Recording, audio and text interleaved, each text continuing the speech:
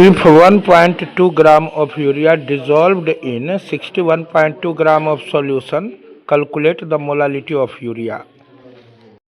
आप देखिए सॉल्यूट 1.2 ग्राम है, सॉल्यूशन 61.2 ग्राम है।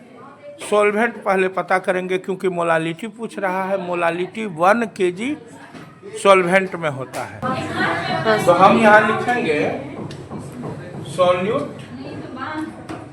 Plus solvent equal to solution.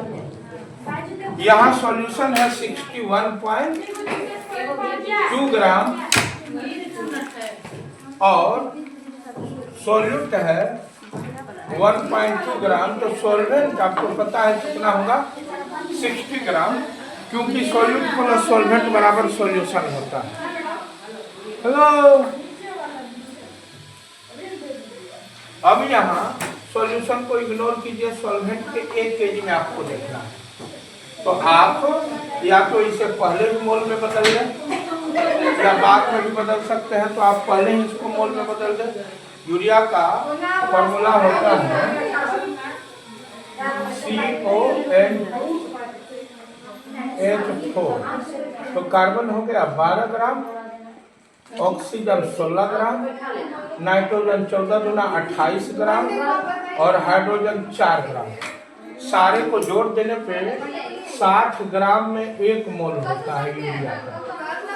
तो जब 60 ग्राम में 1 मोल हुआ तो 60 का दोगुना 120 ग्राम में 2 मोल होगा कि नहीं होगा। जब 120 ग्राम में 2 मोल हुआ तो सीधी सी बात है 12 ग्राम में 0.2 मोल होगा। क्यों? क्योंकि 120 में जब 2 है तो 12 120 से 10 गुना कम है, तो 2 को 10 गुना कम किए तो 0.2 हो गया। तो 1.2 ग्राम में कितना हो जाएगा, 0.02 मोल। यानी क्लियर हो गया कि 1.2 ग्राम में 0.02 मोल है। अब यूनिटरी मेथड से इस सवाल को कैसे बना लेंगे, तो देखिए 60 ग्राम वाटर में या सॉल्वेंट में 0.02 मोल यूरिया है। तो 1 ग्राम में 0.02 मोल बार 60 ग्राम, इसलिए कितना में नहीं आ रहा है, ऊपर में मैं बना रहा हूँ। फिर से देख लीजिए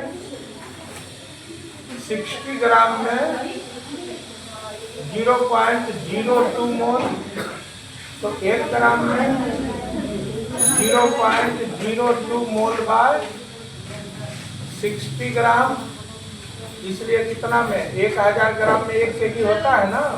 तो 1000 ग्राम में निकाल लीजिए 0.02 मोल बाय 60 ग्राम गुना 1000 ग्राम, ग्राम ग्राम कैंसिल, 60 से कटा, ऊपर का 1 जीरो, ऊपर 100 बच गया। और जब हम इस डेसिमल को हटाते हैं तो नीचे में आ जाता है 1 पर 2 शून्य। अब 1 पर 2 शून्य इसको काट देता है। अब ऊपर में बच गया 2 मोल बाय 6, 2 मोल बाय 6। अब 2 को 6 से कटा, 2 को 6 से घटाएंगे तो कितना हो जाएगा, 0.33 मोल बटा kg। तो ये मोलालिटी हो गया 0.33 मोल बटा kg।